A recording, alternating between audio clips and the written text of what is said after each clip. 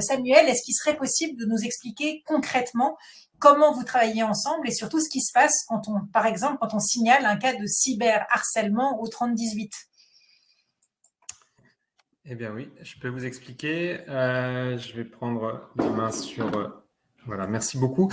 Merci pour l'invitation de Tralaler et bonsoir à tous. Donc, je suis Samuel Comblé, je suis psychologue et directeur des opérations du 3018 et de l'association e-Enfance. Et avant de répondre à la question de Déborah, très rapidement, une rapide présentation de l'association e-Enfance et de nos actions. Puis après, je réponds bien évidemment. Donc, en deux mots, à l'association e-Enfance, on a deux grands champs d'action. Un champ prévention dans un premier temps, qui vise à aider à la parentalité numérique, à accompagner les parents dans la découverte et dans l'accompagnement de leurs enfants au quotidien sur les réseaux sociaux. Et puis, nous avons des actions de sensibilisation que nous proposons aux jeunes dès la classe de CP jusqu'à la classe de terminale. On se déplace partout en France, sur l'ensemble du territoire, principalement dans les établissements scolaires, mais aussi dans tous les établissements qui font appel à nos services. On est agréé par le ministère de l'Éducation nationale et donc beaucoup d'établissements du primaire jusqu'au lycée font appel à nos services.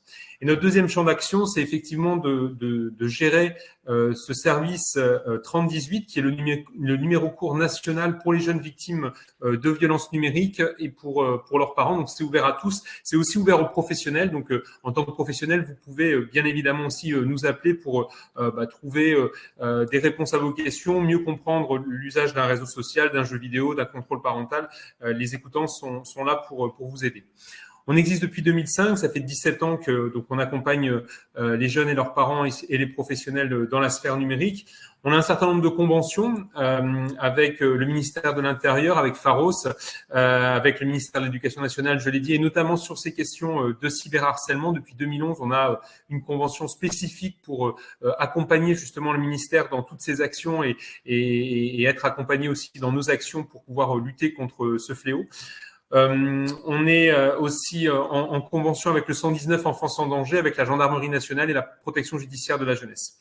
On est membre de cybermalveillance.gouv.fr qui lutte là aussi contre toutes les formes de cybermalveillance. Et puis membre fondateur d'un certain nombre d'observatoires et de groupes de travail que vous voyez sur l'écran.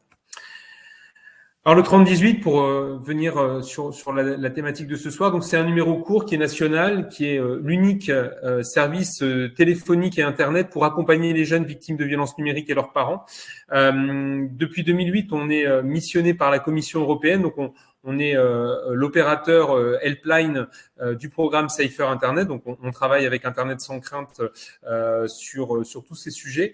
Et on est au cœur du dispositif de protection des mineurs sur Internet, sachant que ce service, le 3018, est gratuit, confidentiel, et c'est important puisque beaucoup d'appels, quasiment presque plus de 40% des appels sont passés par des adolescents avec une thématique qui est souvent, qui revient assez souvent, c'est la sexualité, le corps mis en avant, le corps nu parfois mis en avant, et donc on insiste beaucoup sur cet aspect confidentiel parce que pour que les adolescents puissent prendre contact avec nous et puis se servir du 3018 comme un vrai outil de signalement, je dirais à l'abri du regard des parents, eh bien il faut que cette confidentialité soit assurée.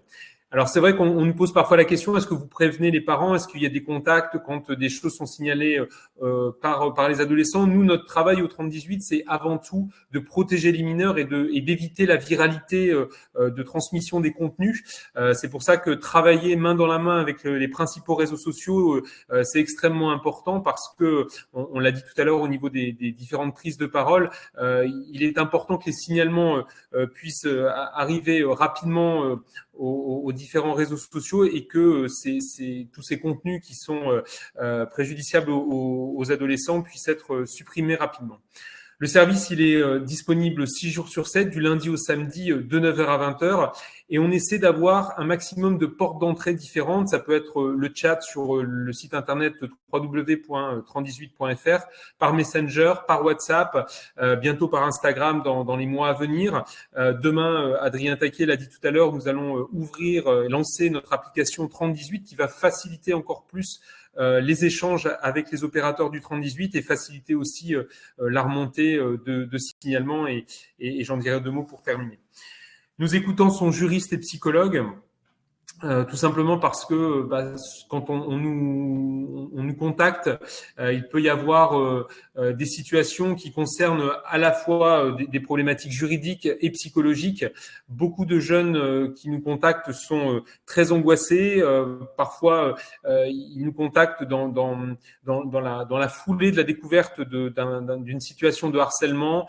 Et c'est vrai qu'il y a un temps pour se poser quand on arrive sur le 30-18 pour déjà comprendre quelle est la situation. Il y a souvent, encore une fois, beaucoup d'émotions et il faut vraiment prendre ce temps de débriefing qui peut parfois durer 15-20 minutes avant qu'on puisse véritablement aider le jeune et avancer dans le signalement.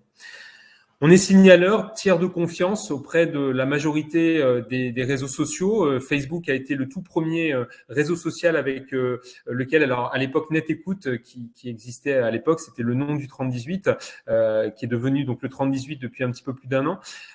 Et donc avec Facebook, bien on a appris, je dirais, à travailler autour de ces signalements, à apprendre à faire que les contenus qui sont remontés par les jeunes et par les parents soient supprimés le plus rapidement possible.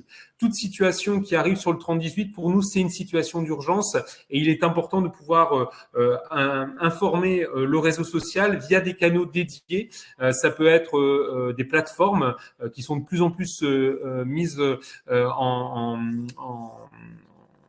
en route, je dirais, par les réseaux sociaux pour faciliter justement et accélérer la remontée d'informations. Ça peut être parfois aussi des mails, mais en tout cas, l'idée, c'est d'avoir, et vous voyez les différents réseaux sociaux avec lesquels nous sommes partenaires de confiance, d'avoir des canaux qui sont des canaux vraiment spécifiques pour le 30-18, ce qui fait que quand nous remontons une information, eh bien, le réseau social sait que c'est le 30-18 qui la renvoie, et le réseau social va la traiter extrêmement rapidement, en quelques minutes ou en quelques heures grand maximum, parce que il y aura eu tout un travail avec l'utilisateur, un travail déjà pour comprendre la situation, pour vérifier qu'effectivement elle mérite d'être signalée auprès du réseau social. Une fois que ce constat a été fait, qu'il y a un véritable préjudice, il va falloir aussi bien réunir un certain nombre de preuves. C'est la base du signalement. Donc des captures d'écran, des URL, des liens, des noms de compte, et tout ce travail préparatoire, eh bien le réseau social, ça va lui permettre de le soulager, je dirais, de tout ce traitement que nous faisons, qui peut être encore une fois par oral, à l'écrit, et il y a parfois un temps assez important qui nous permet je dirais, de donner la garantie au réseau social que si une information remonte, c'est qu'il y a vraiment une nécessité de traitement, ce qui nous permet d'avoir, encore une fois, une réactivité très importante et surtout un taux de réponse positif de la part des réseaux sociaux qui est extrêmement important et qui avoisine à peu près 95% de réponses positives. Réponses positives voulant dire soit un retrait de contenu, soit parfois une fermeture de compte dans les cas les plus graves.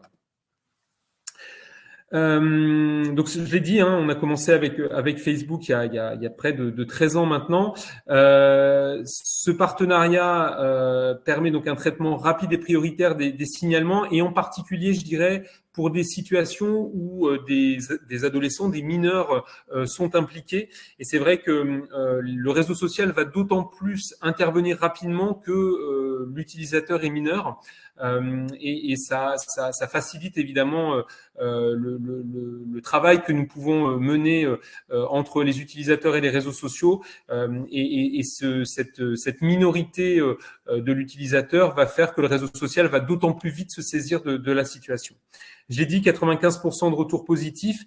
L'intérêt aussi de notre travail avec les réseaux sociaux, c'est qu'on va pouvoir interagir avec le réseau social. On a, je l'ai dit, des canaux dédiés qui nous permettent de communiquer, ce qui nous permet, dans des cas qui peuvent être parfois un petit peu complexes, soit parce que il faut introduire un contexte français qui n'est pas forcément connu du modérateur qui va recevoir notre signalement, ou parce qu'il peut y avoir des questions d'humour, par exemple, qui sont pas forcément évidentes à repérer dans un signalement. Ben nous, on va pouvoir justement enrichir cette remontée d'informations et apporter des éléments qui vont me permettre au modérateur de l'aider à prendre la décision d'un retrait de contenu ou d'une fermeture de compte.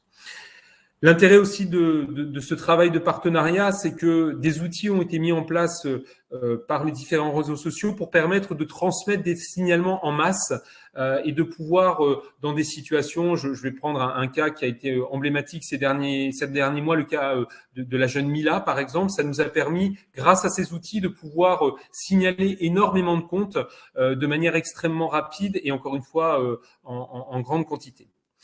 Notre travail avec les réseaux sociaux, donc vous l'avez compris, c'est vraiment un travail quotidien d'amélioration de nos échanges, de notre communication pour faire en sorte que les signalements puissent être transmis très rapidement.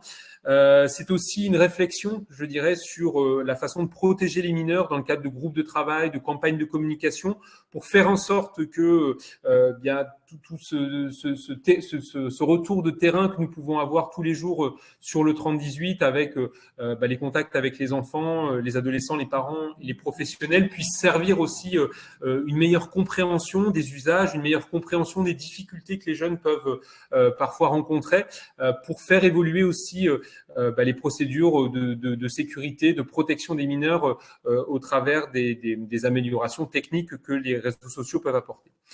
C'est aussi un échange d'informations et je dirais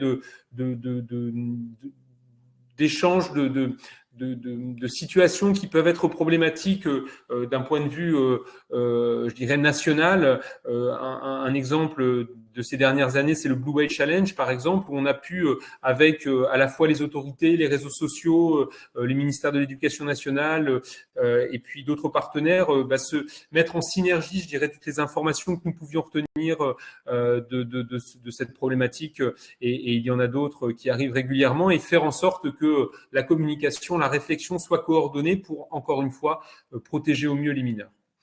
Voilà, je vais terminer parce que le temps passe et je voudrais laisser de la place aux questions. Je l'ai dit tout à l'heure, donc on lance dès demain une application 3018 et je vais attendre évidemment que l'application soit officiellement lancée pour vous en faire peut-être la démonstration et la presse va s'en faire écho.